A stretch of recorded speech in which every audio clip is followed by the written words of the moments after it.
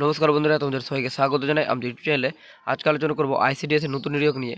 তোমাদের কিন্তু বিভিন্ন জেলায় আইসিডিএস এর নতুন নিয়োগ করা হচ্ছে। কোন কোন জেলায় তোমাদের নিয়োগ করা হচ্ছে আজকে এই ভিডিওতে আলোচনা করব। তোমরা প্রথম ভিডিওটি অবশ্যই দেখো এবং তোমরা যারা নতুন রয়েছো নিশ্চয়ই চ্যানেলটি লাইক শেয়ার করতে ভুলো না নতুন জবের আপডেট পেতে। প্রথম তোমাদের রয়েছে পরীক্ষা।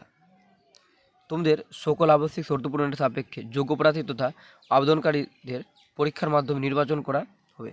তোমাদের কিন্তু পরীক্ষা নেওয়া হবে, তারপর তোমাদের কিন্তু নির্বাচন করা হবে। যেটা তোমাদের পরীক্ষা হবে 100 নম্বরের। প্রথমে 90 নম্বরের লিখিত পরীক্ষা নেওয়া হবে। লিখিত পরীক্ষা হবে 2 ঘন্টা। তোমাদের কিন্তু 90 মার্কেটে তোমাদের পরীক্ষা নেওয়া হবে, যেটা তোমরা সময় পাবে 2 ঘন্টা। লিখিত পরীক্ষায় পাস করলে মৌখিক পরীক্ষার জন্য প্রবেশাধিকার পাওয়া যাবে।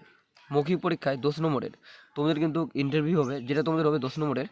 অনুলিখনে তোমাদের তারপরে বলা হয়েছে প্রতিবন্ধীদের জন্য ক্ষেত্রে লিখিত পরীক্ষায় অতিরিক্ত 40 মিনিট সময় বরাদ্দ থাকবে। যারা প্রতিবন্ধী রয়েছে তাদের কিন্তু 40 মিনিট তাদের কিন্তু এক্সট্রা দেওয়া হবে। অর্থাৎ এখানে বলা হয়েছে লিখিত পরীক্ষায় অনুলিখনের ক্ষেত্রে মোট সময় 2 ঘন্টা 40 মিনিট বরাদ্দ থাকবে। এবার বলা হয়েছে লিখিত পরীক্ষার পাঠ্যক্রম নিম্নরূপ। প্রথমে বাংলা ভাষা 150 শব্দের মধ্যে একটি রচনা দশম শ্রেণীর মাধ্যমে 15 নম্বর তোমাদের একটা লিখতে দেবে। তারপরে হচ্ছে পাটিগণিতের তোমাদের কিছু অঙ্ক থাকবে, যেটা বলেছে দশম শ্রেণীর তোমাদের অঙ্ক থাকবে, যেটা 20 নম্বরের। তারপরে রয়েছে পুষ্টি, জনশাস্ত্র, নারীর সামাজিক অবস্থান বিষয় প্রশ্ন, যেখানে তোমাদের 15 নম্বরের হবে। তারপরে বলা হচ্ছে ইংরেজি ভাষার সরল ও প্রাথমিক জ্ঞান, সরল অনুবাদ দশম শ্রেণীর মাধ্যমে। তোমাদের কিন্তু সরল অনুবাদ করার তোমাদের কিন্তু সামান্য তোমাদের জ্ঞান থাকতে হবে, তারপর তোমরা কিন্তু এখানে পাস করতে পারবে। তারপর বলা হয়েছে সাধারণ জ্ঞানের প্রশ্ন, তোমাদের সাধারণ জ্ঞানের জিকে প্রশ্ন হবে তোমাদের কিন্তু 20 নম্বরের।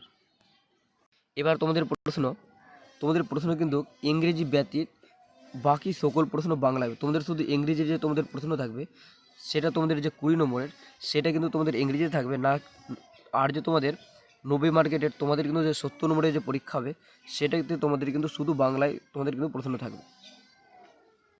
তারপরে বলা হয়েছে রচনা লিখন ব্যক্তির বাকি সকল প্রশ্ন হবে মাল্টিপল চয়েসের ধরনের। তোমাদের রচনা ছাড়া তোমাদের যে তোমাদের প্রশ্ন থাকবে সেটা তোমাদের কিন্তু এমসিকিউ টাইপের তোমাদের কিন্তু প্রশ্ন হবে।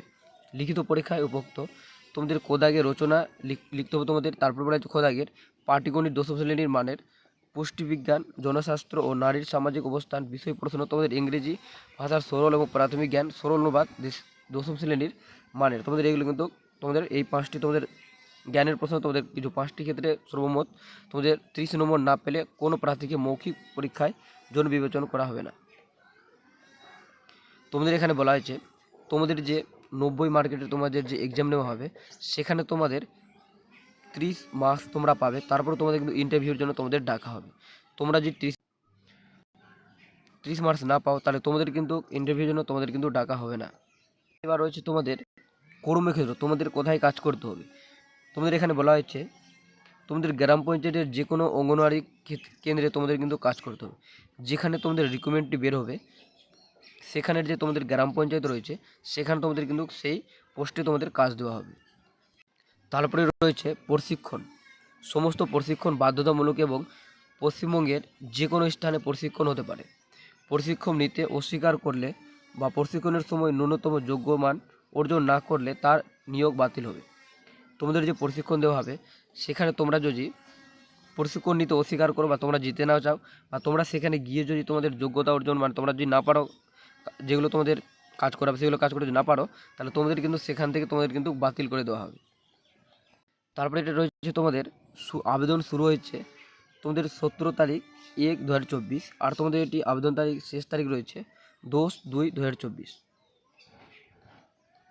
তারপরে বলা হয়েছে সাম্প্রতিক সময়ে আবেদন করার তারিখ থেকে 6 মাসের পূর্বের সময়ের মধ্যে তোলা প্রার্থী তথা আবেদনকারীর রঙিন পাসপোর্ট মাপের ছবি। তোমাদের কিন্তু 6 মাসের আগের তোলা, তোমাদের 6 মাসের আগের তোলা তোমাদের ছবি থাকতে হবে 1 কপি, যেখানে তোমাদের ডকুমেন্টস দেওয়া হয়েছে। তারপরে তোমাদের রয়েছে আবেদনকারীর স্বাক্ষর তোমাদের লাগবে। তারপরে হচ্ছে তোমাদের সচিত্র পরিচয়পত্র। তারপর 3 নম্বরে তোমাদের বলা হয়েছে 4 নম্বরে যে জন্ম তারিখের প্রমাণপত্র, মাধ্যমিক স্বীকৃত বোর্ডের সমতুল্য পরীক্ষার নিবন্ধীকরণ, রেজিস্ট্রেশন এবং পাস শংসাপত্র, প্রবেশপত্র তোমাদের দিতে হবে বা অ্যাডমিট কার্ড তোমাদের দিতে হবে। তারপর তোমাদের রয়েছে জাতিগত শংসাপত্রের যেখানে তোমাদের জেরক্স দিতে হবে, যেটা তোমাদের বলা হচ্ছে তোমরা যারা এসসি তোমরা রয়েছো বা কেউ ওবিসি রয়েছো তোমাদের কিন্তু, বা এসটি রয়েছে তোমাদের কিন্তু সেই কাস্ট সার্টিফিকেট তোমাদের দিতে হবে। তারপরে তোমাদের রয়েছে সর্বোচ্চ শিক্ষাগত যোগ্যতার প্রমাণপত্র তোমাদের দিতে হবে। তারপরে হচ্ছে স্থানীয় বাসিন্দার সচিত্র শংসাপত্র তোমাদের দিতে হবে। তারপরে তোমাদের বলতে তোমরা যদি কেউ প্রতিবন্ধী হও তাহলে তোমাদের কিন্তু সেখানকার তোমাদের যে সার্টিফিকেট রয়েছে সেটা তোমাদের কিন্তু এখানে দিতে হবে। তারপরে তোমাদের যে সময় বেশি দেওয়া হবে পরীক্ষার, সেই সময়টা তোমরা বেশি পাবে। এটা কিন্তু বের হয়েছে বুনিয়াদপুর, দক্ষিণ দিনাজপুরে। আর তোমাদের একটি কথা বলে দিই, তোমরা যদি অ্যাপ্লাই করো তোমাদের কিন্তু সেই রাজ্যের এবং সেই তোমাদের জেলার কিন্তু বাসিন্দা হতে হবে, এবং তোমাদের গ্রাম পঞ্চায়েত, যাতে তোমাদের সেই গ্রাম পঞ্চায়েত যে রিকমেন্ড বের হয় এগুলো তোমাদের গ্রাম পঞ্চায়েত পড়ে, তারপরে তোমরা কিন্তু অ্যাপ্লাই করতে পারবে, নাহলে তোমরা কিন্তু এখানে অ্যাপ্লাই করতে পারবে না। যেমন প্রথম গ্রাম পঞ্চায়েত নাম দেওয়া রয়েছে বজ্রবল্লভপুর, যেখানে শূন্যপদ রয়েছে 5টি। তারপরে এলাহাবাদ রয়েছে, যেটা 6টি শূন্যপদ রয়েছে। তারপরে রয়েছে গাঙ্গুরিয়া, যেখানে শূন্যপদ রয়েছে 2টি। তারপরে রয়েছে সেকেন্ড বের রয়েছে, যেখানে রয়েছে পশ্চিমবঙ্গ সরকার শিশু বিকাশ প্রকল্প।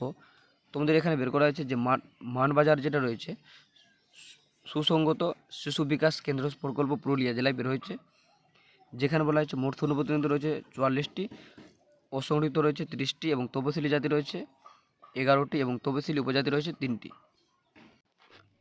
তোমাদের এই ফর্মটি অফিসিয়াল ওয়েবসাইট থেকে তোমাদের ডাউনলোড করতে হবে। তারপর তোমাদের যে ফর্মটি তোমাদের পূরণ করে, আর যেগুলো তোমাদের ডকুমেন্টস বললাম সেগুলো ডকুমেন্টস কিন্তু এই ফর্ম তোমাদের পিডিএফ বের করার পরে তারপর তোমরা ফিল আপ করে তার পাশে তোমরা জয়েন করে দেবে।